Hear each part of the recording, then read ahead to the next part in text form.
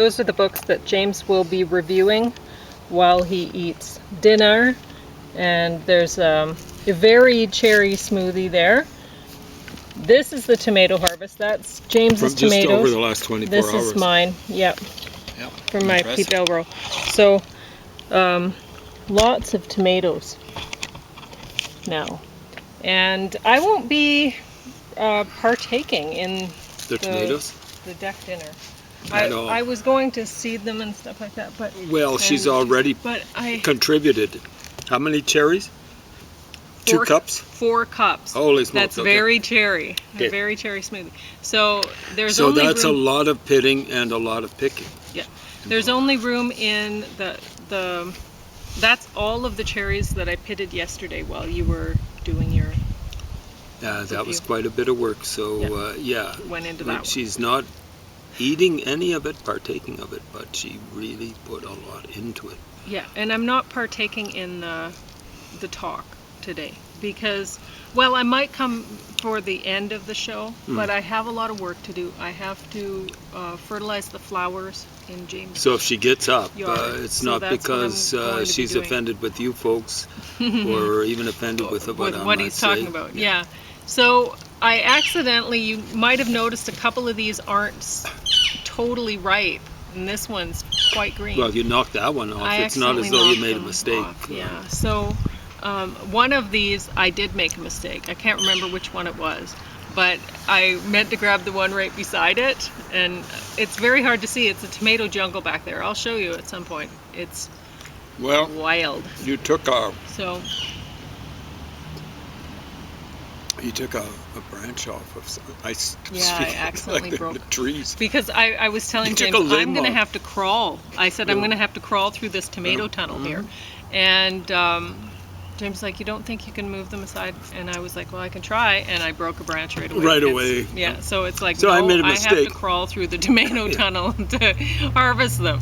So the paths are now, like the tomatoes are grown over, but within the path, I mean, the tomatoes had grown up in their hoops in the tomato cages. So I do have a tunnel to go through to harvest the tomatoes, but I'll be crawling.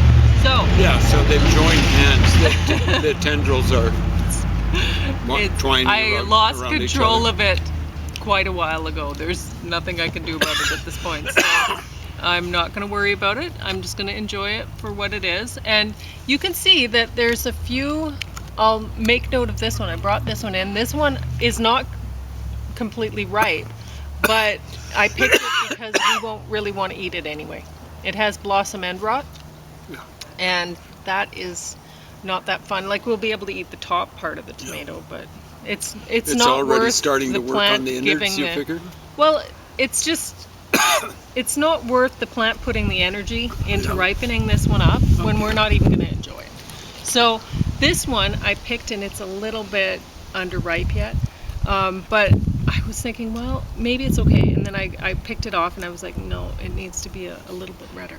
But, so all you that do one is probably will be ready by tomorrow. you leave the top on it, and you put it on newspaper. I'm going to put it whatever. in the cupboard. I'm just going to set it in the cupboard, and it'll probably be ready to eat tomorrow. And this one, it's going to take longer because this one is very green. But that one was an accident. That one I did not mean to. So anyway, I'll put these aside for later. And tomatoes are very forgiving about early harvest, in my experience. Yeah. So I brought out this container of Haskop jalapeno spread again made by Prairie Hill Farms. So this is a local product. This comes from Pitcher Butte, Alberta. And we were given this by the food truck, and I'm very thankful for it. But I didn't put it in the smoothie today. I put it in yesterday's smoothie. And I was going to mention that I put this Prairie Hill Farms makes a Haskop honey spread.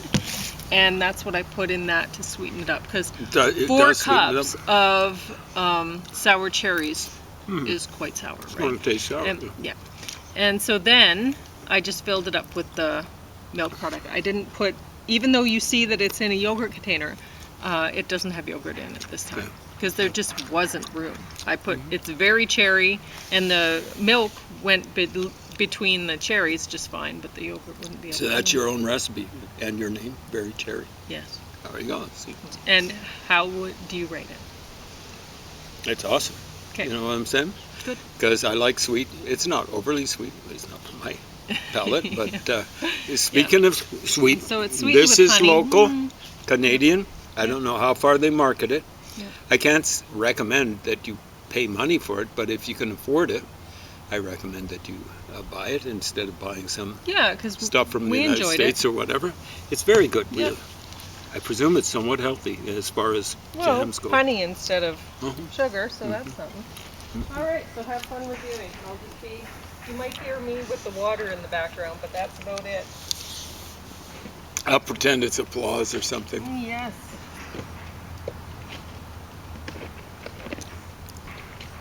Yeah, Pauline asked me if a smoothie would do, and then she mentioned the possibility of a power bowl, and I almost begged for the power bowl because we had a pretty healthy hike today, right, Pauline?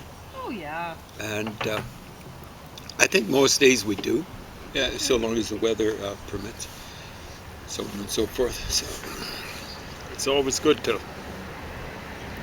develop what I call a genuine appetite instead of just eating stuff reflexively, or I think reflexively is the proper term. So if you've been following our podcast or Pauline's podcast, really, you'll and if you got a pretty good memory, you remember I started off reviewing these things yesterday, and I did a substantial amount on both. I maybe gave Schiller a short shrift. I didn't give a final judgment on it. I wouldn't want to say a last judgment, but I will say if you're interested in Schiller,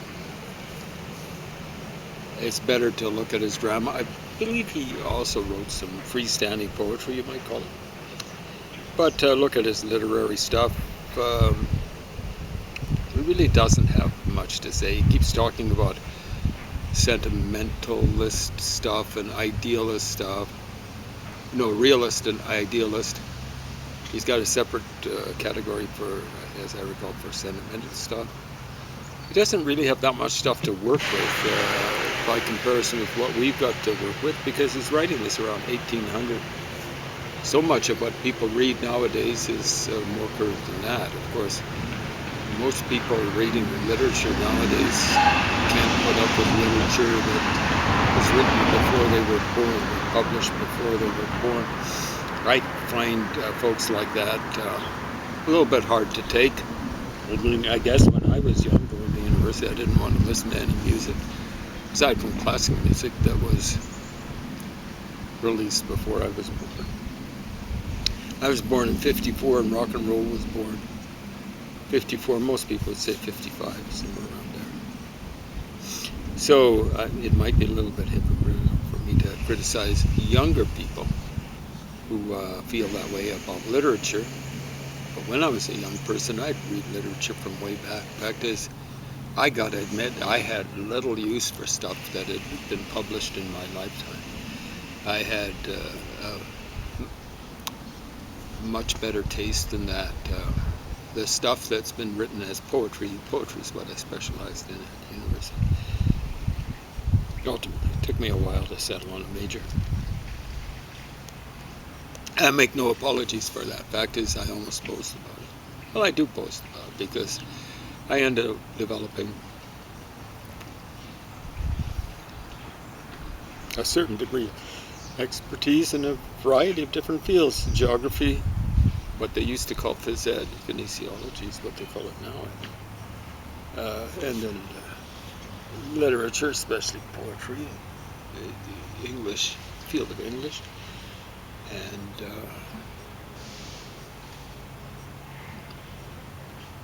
those are the main ones. Social studies generally, what was classed as social studies then, and probably now, high school, junior high as well.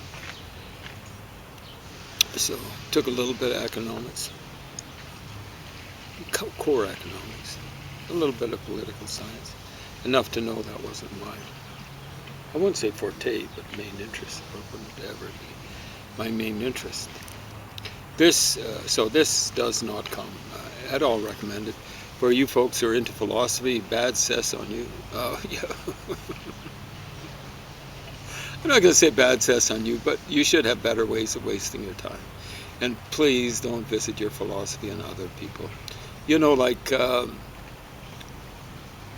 it's Mick Jagger in one of his interviews said something to the effect of too much philosophizing in the bath is not a good thing. I don't know if he's talking about a bathtub or a bathroom. I don't know if that's English parlance for bathroom. But too much philosophizing in the bath, presumably it's bathtub, is not a good thing. But, you know, too much philosophizing in the bedroom is not a good thing. And too much philosophizing in the kitchen is not a good thing. Especially when you start trying to apply aesthetic principles to what's happening. It's better, actually, to apply ethical principles, I think, in the kitchen. Same thing, maybe you put up with a little bit of philosophizing in the living room, but hopefully it's just soliloquizing when you're philosophizing and not visiting on other people. Professional philosophers I have little, if any, use for. You know, if someone wants to be pontificating about some sort of philosophical ideas, they better get a little bit of expertise in more than one field. So I don't like artists, philosophizers. They tend to really pontificate about aesthetics and maybe a few other things they have no business fiddling around with unless they've actually done research. And I'm not talking about superficial reading or anything like that. I think some literati type of people read too superficially. You know, it's all superficial, just whipping through stuff to get through stuff. Oh, okay. Car's running roughly. It really wasn't speed. It sounded like it was speeding. Should take it in to get it looked at, if not repaired. Anyway, so this is not recommended to anyone, even if you've got the money. I don't know if it'd even be out. It was published quite a while ago. Of course, it was put out originally. These works were put out over 200 years ago. One essay was published 1793, and the others are probably roughly the same, put out roughly the same time. Let's see if I can find another one just there. Well, there's the 1793. I was guessing it was around 1800. And I found there's one. Well, another one, 1793. Let's see about this one. Okay, that one they don't give the date for, but you can't have everything, folks. So maybe, oh, here's 1795, 96. So we got 3 different dates, and they're all before 1800. But maybe you can learn a lesson from this. You can't have everything. Or as the Rolling Stones once sang, you can't always get what you want. But if you try sometime, you'll get what you need. Not one of their best songs. Maybe not even one of their better songs. It goes on way too long for the actual content, particularly musical content. It's hard when you're keep on repeating the same melodic line over and over again, so you finally relieved when they sing, but if you try sometimes, you'll get what you need. Someone should have kind of kicked Mick Jagger in the hiney when he came in with that one. Maybe Keith, well, who knows, Keith Richards might have something to do with it. It sounds very much like a Mick Jagger song. They tried a lot of things. I think a Bach chorus, some sort of chorus. Maybe it's the London Symphony Orchestra chorus, although why would they have a chorus when I don't know. So, not recommended. put out by, what is it, Goldman Taschenbücher? Gelbe Taschenbücher. So it's a yellow pocketbook. Taschenbücher, pocket books. Bücher means books. Goldman's. Nice binding though. This book was published in the year, I think when I was 5 years old. Can't make out whether it's 1959 or 1954.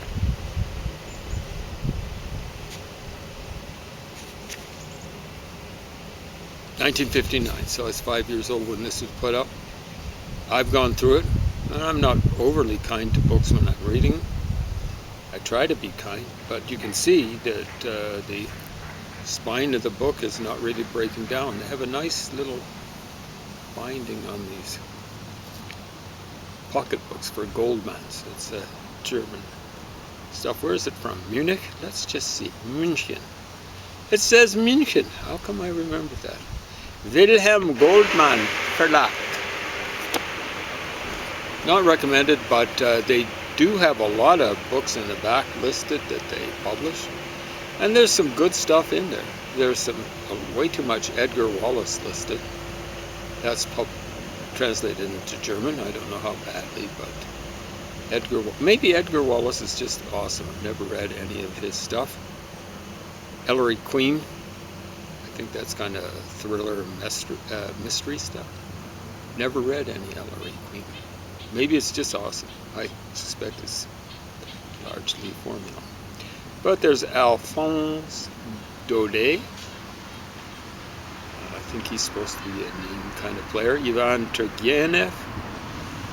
Väter and Söhne. That's fathers and sons.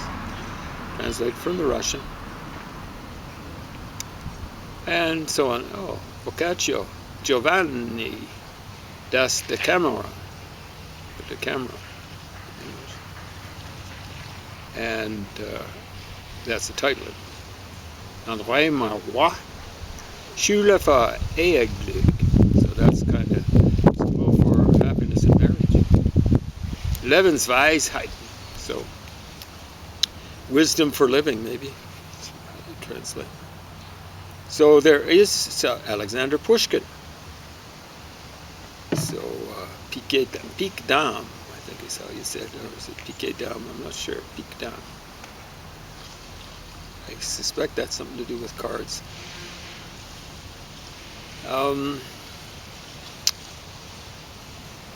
Maybe it's the queen of something. Maybe of spades. Not sure. Not that good, my French.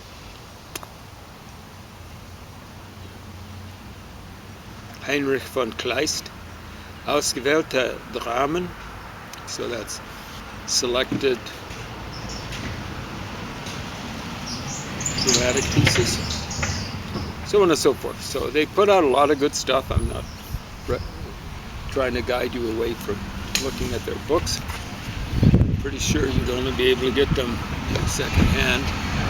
No, but the biggest cities. If you went to a fancy bookstore, you might be able to order them up if they had some sort of connections with Germany, so on and so forth. So I was saying earlier I didn't have much interest in politics. Unfortunately, politics has an interest in me and in everyone else. You can't, however much you might like, however much you might try, escape politics. Politics is a way of just weaseling its sleazy, hope you'll excuse the oxymoron, octopus arms into anything and everything. So Leon Panetta, I led off and covered a lot of the stuff. Was it yesterday? Led off and covered a lot of stuff yesterday, but if you can get this out of the library, don't buy this. Don't support this kind of guy. I mean, I was talking about how he's boasting about how his dad did so well. Here's Leon Panetta. His dad was an immigrant from Italy. I've forgotten what part of Italy. I don't know. He's from Sicily. But Leon Panetta, I left off the other day with him balancing the budget. And he legitimately did that, or really did that, I should say, under Bill Clinton. I'm afraid they cut a few too many programs, and I don't think they upped taxes enough on rich folks in the United States in order to balance that. It was done largely on the back of people who really couldn't afford it. Poor people, and especially on a tax-paying middle class. And the one real problem I've got with him is how he's so positively for immigration. Immigration, in and of itself, is a neutral for me, and that's the way it should be. Neutral. The average immigrant's not really going to help out the society that he or she comes into, and it's not going to hinder that society. If there weren't a population explosion, I'd be neutral on that. But there's a huge population explosion in the world. It's been going on for way too long, and it's going to continue going on for way too long. All throughout the world, people are overpopulating their countries, and then they're piling in the democracies. Because what they've done is every time they increase the population, they increase, by definition, the poverty. Basically, the world is a pie. It's a zero-sum game. There's only so many resources the world has for the population of the world. The more population you have in the world, the fewer resources you've got. And some of the resources the world has got is just the resource of being able to absorb byproducts of people living, and that would include people processing food and eliminating. That's just sewage. And it also includes the ability to absorb the products, the negative products, the economic bads produced by various kind of goods. Like there's a car ripping by and it's throwing up exhaust in the air, contributing to global warming, stuff like that. So, yeah, the more people there are, the less the world is able to absorb the effluent, shall we say, going into the water system, air system, and stuff like that. And solid waste as well.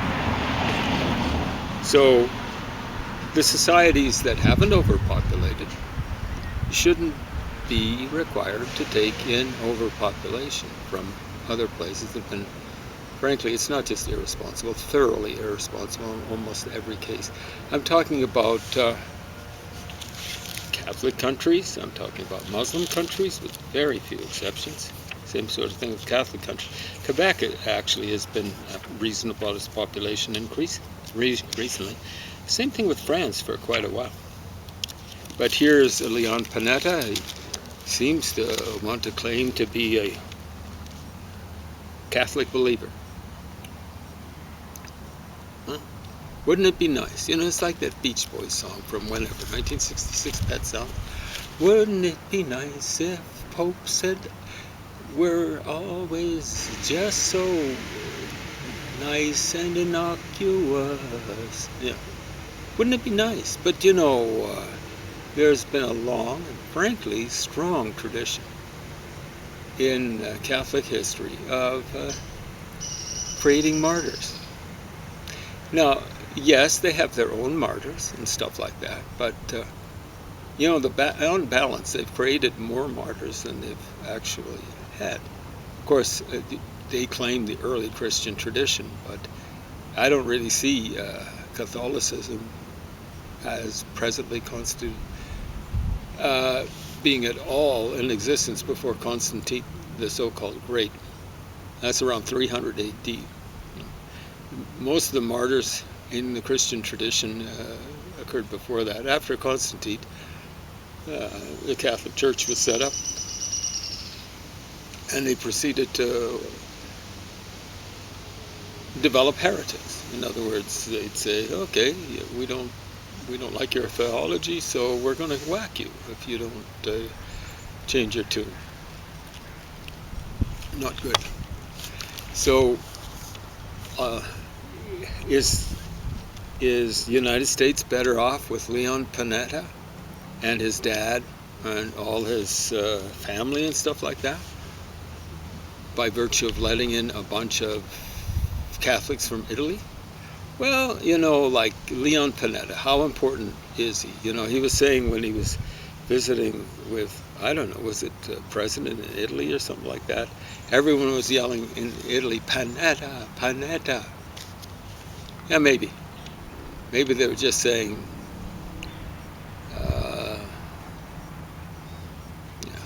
I won't say. But, like, let's look at assassinations of presidents and other figures in the United States.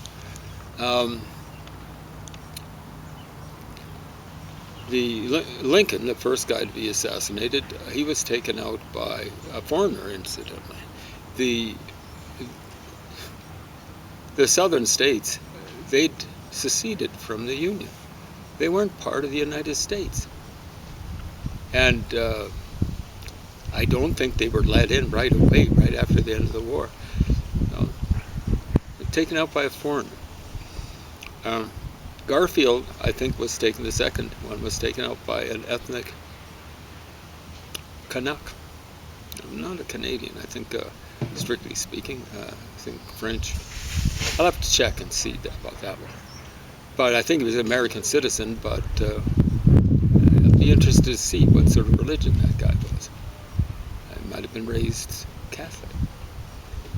But I'd better just leave that one in abeyance. How about the scuzzbug who took out McKinley? I don't know if McKinley was a bad president or an okay president or a really good president. I thought he was really good. But,